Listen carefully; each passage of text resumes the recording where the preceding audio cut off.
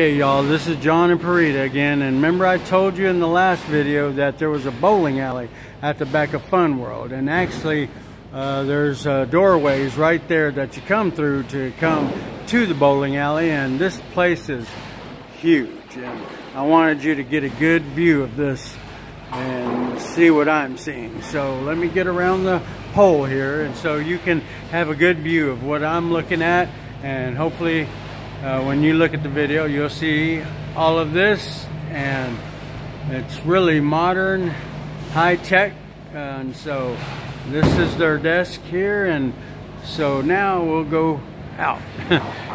This is the entry to the building that leads back out to the mall. So this place is really amazing that they have this inside their mall. And then we come back out here, and we're back out here in the mall area.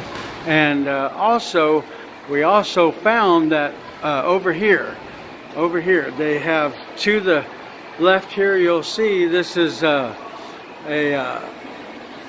cafe.net.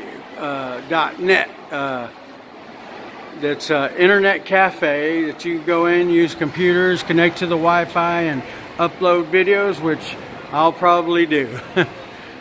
So, all right, we love you. Until later, we love you. Talk to you later.